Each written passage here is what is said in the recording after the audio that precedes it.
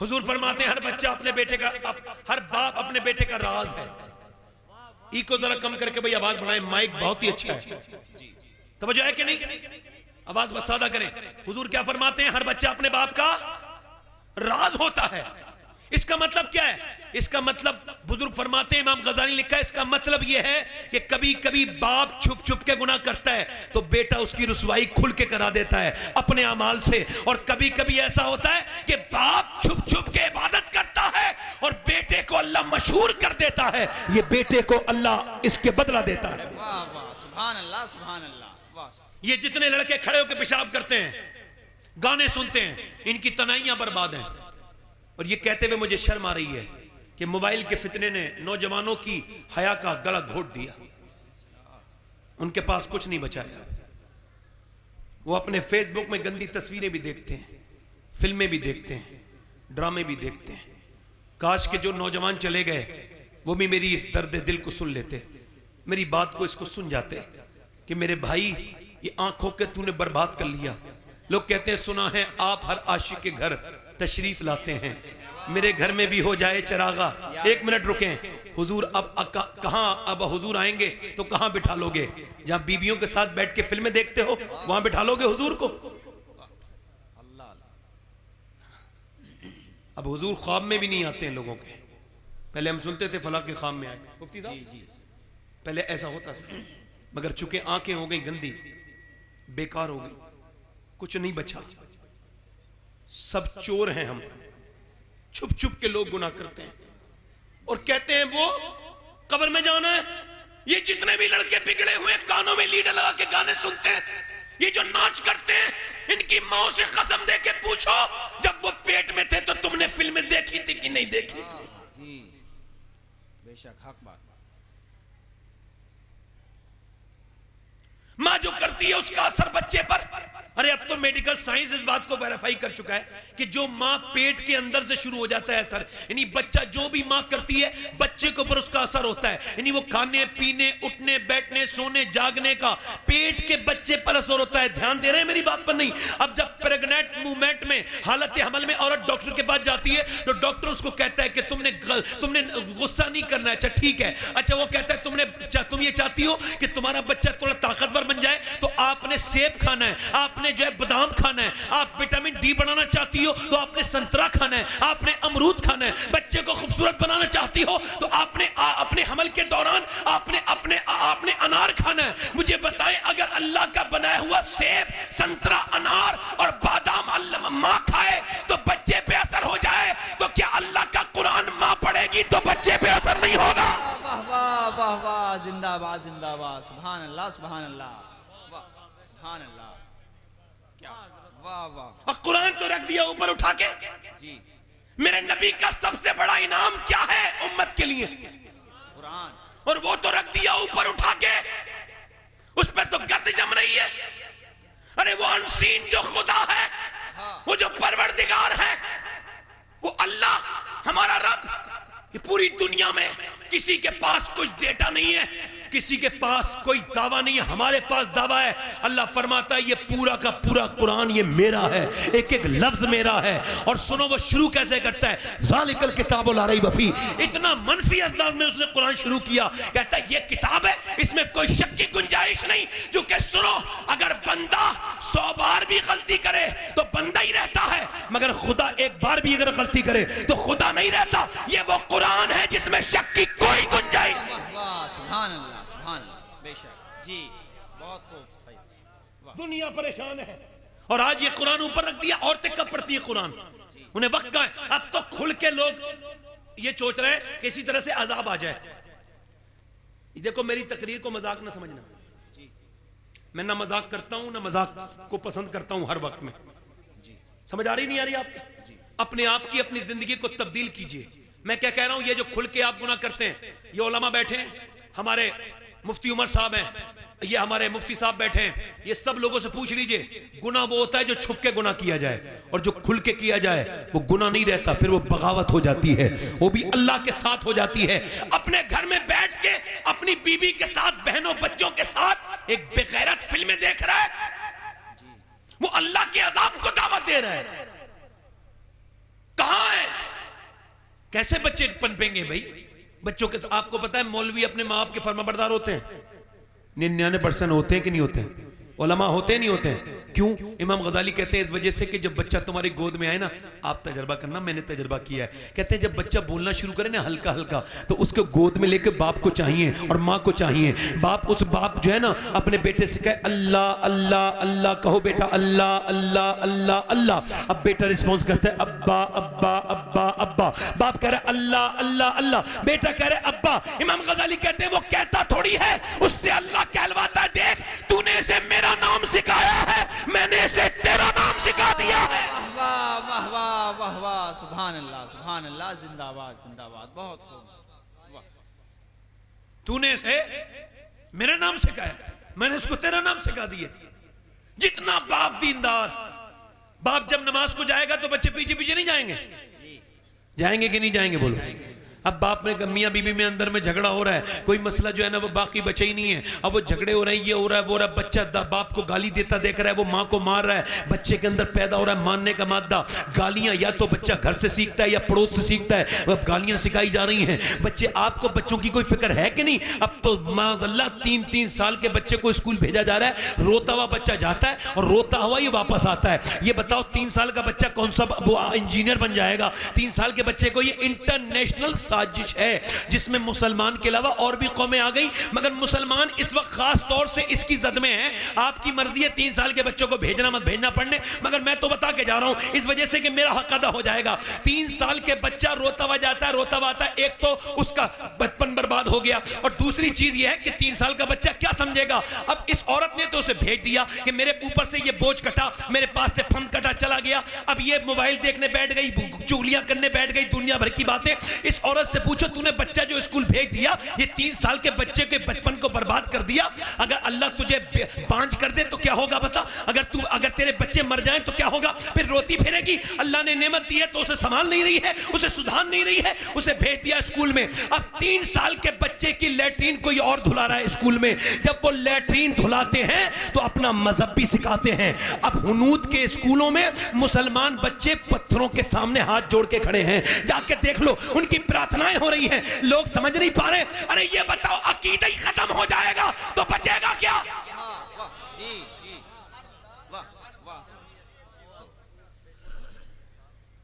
अरे बच्चों के सामने 7 साल तक जो कुछ लिखा जाता है, आपका बच्चा बिल्कुल सादा कंप्यूटर है, नया, उसके अंदर कोई फोल्डर नहीं है, ऐसा समझ लीजिए सादा कागज है। अब जितनी चीजें वो देखेगा, जितनी चीजें वो सुनेगा, उसके समझ में आएंगी। अब आप अपने बच्चे को, आप आए भी है ना घर पे, तो आपको वक्त नहीं है, आपके पास मोबाइल है, आप मोबाइल में लग गए, आपने बच्चे को प्यार ही नहीं किया। बच्चा चाहता है बाप से प्यार करूं, बाप की गोद में खेलूं, बाप के सीने बैठूं, और ये मोबाइल चलाने वालों को क्या पता कि जब बाप थक के आता है और ये बच्चे जब आके अपने बाप से चिपटते हैं और सीने पे बैठते हैं, तो बाप चाहे कितना भी थका हुआ हो मगर सारी थकान दूर हो जाती है।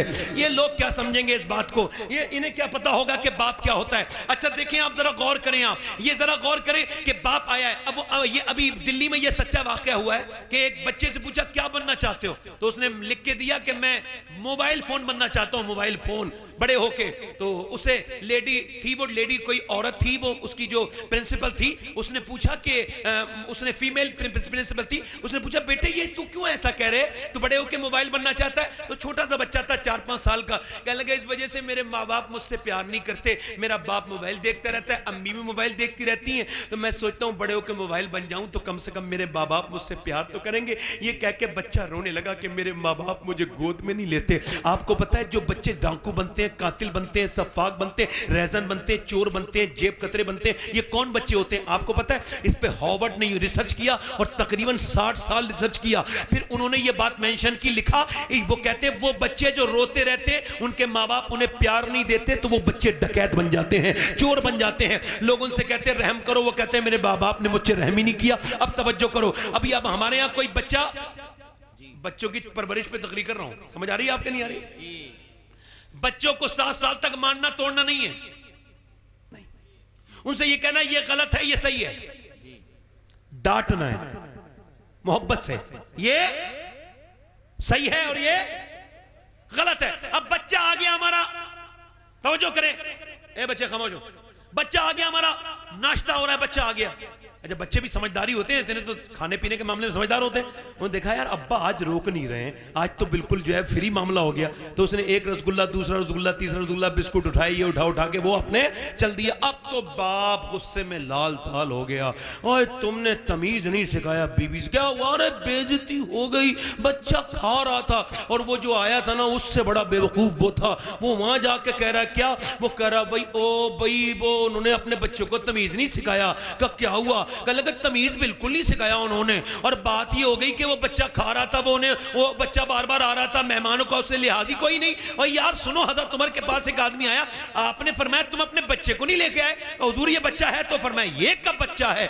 बच्चा वो है जो शरारत करे, परेशान करे, बच्चे वो होते हैं जो शरारत करे। अल्लाह अकबर। मगर कहते नहीं नहीं, मेरी इज्जत खत्म हो गई, तेरी इज्जत की औकात क्या है? मेरा इमाम कहता है तेरे आगे यूं है दबे लचे वो सहारब के बड़े बड़े, कोई आला फरमाते वही लामका के मकी हुए, सरे अर्श तख्ते नशी हुए, वो नबी है जिनके हैं ये मका, वो खुदा है जिसका मका नहीं। मेरे नबी मिंबर पे तकरीर कर रहे हैं, और इधर मेरे नबी के बेटी का घर है, यानी इधर हुजूर की बेटी का घर, बिल्कुल बराबर में सरकार का घर। नवासे ने नाना की आवाज सुनी ना, तो नाना का बेटा बड़ा वाला नवासा अपने घर से निकला और लड़खड़ाते पैर से नाना नाना नाना नाना। नाना ने डांटा, चिल्लाया नहीं, बल्कि नीचे तकरीर खत्म करके 2 सफ आगे बढ़े, बच्चे को उठाया, प्यार किया, छुपाया, फिर तकरीर की। बोलो सुभान अल्लाह। फिर दूसरी बार भी ऐसे ही किया, फिर तीसरी बार भी ऐसे ही किया। फिर एक सहाबी ने कहा हुजूर आप इतनी बार इतना प्यार करते हैं अपने बच्चों से, हम तो नहीं करते। हुजूर ने फरमाया मैं क्या करूं जो तेरे दिल में अल्लाह ने मोहब्बत नहीं रखती।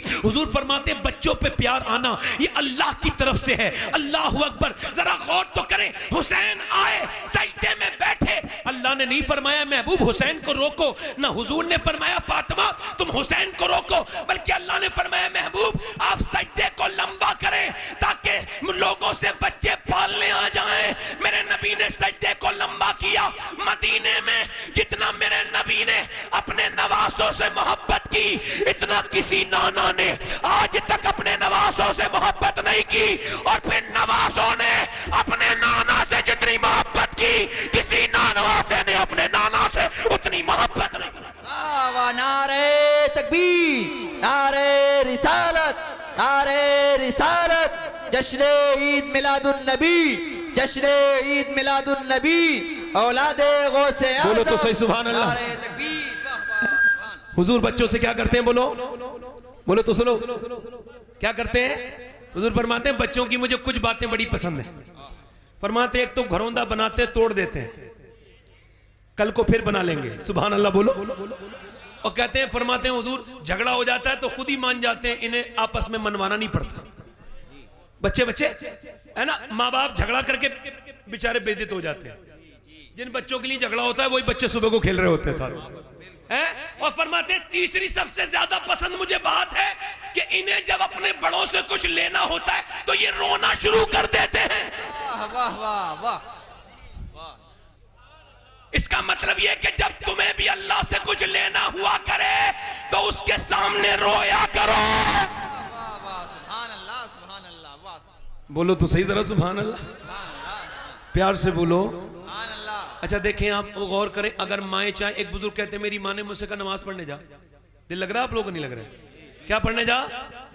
अरे मैं बैठा था, मैं नहीं गया नमाज पढ़ने, फिर मेरी माँ ने कहा नमाज पढ़ने, 10 साल हो गया था मैं, अब सख्ती करने की जरूरत है 10 साल के बच्चे, जाओ नमाज पढ़ने। मैं नहीं क्या कहते, मेरी माँ रोटी बना रही थी, उठी, उठने के बाद रोटियां गिर गई, इतनी गुस्से में उठी और उसने चीमटा मेरे सर पे मारा, कहते हैं खून निकल गया, बैठ गया चीमटा अंदर। मैं माँ चला जाऊंगा, मुझे अब मैं मानना। कहते हैं उसने मेरे सर पे पट्टी बांधी, मैं चला गया, मैं बूढ़ा हो गया। कहते हैं मैं 40 साल की उम्र हो गई, आज तक मैंने कभी नमाज नहीं छोड़ी। मैंने अपनी माँ से पूछा, वो मरने वाली थी, मरते वक्त पूछा माँ तूने सर फाड़ा था, रोटियां गिर गई थी, क्यों? रोटियों की फिक्र नहीं की तो मेरी माँ कह लगी बेटे मुझ पे रोटियां बनाना फर्ज नहीं था, तुझे नमाजी बनाना फर्ज था।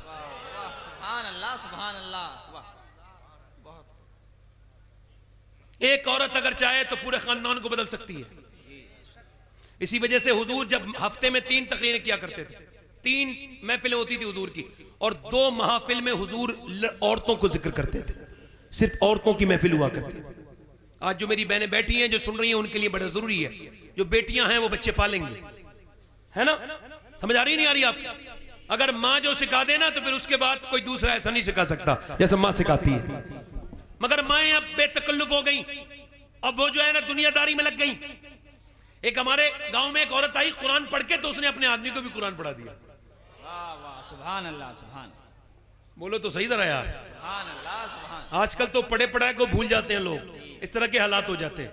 एक औरत अपने मर्द को लेके जाती है बाजार, जो अपनी बहन के साथ कभी नहीं गया, जो अपनी माँ के साथ कभी नहीं गया, उसे लेके जाते और लेके जाती एक बाजार से दूसरे बाजार से, दुकान पे एक दुकान, वो जाती रहती है, एक दुकान पे दूसरी दुकान पे तीसरी दुकान पे जाती रहती है। तवज्जो करें मेरी तरफ यार। और ये पीछे साहब ये बच्चा लेके घूम रहा है ये आदमी। मैं जब इस तरह का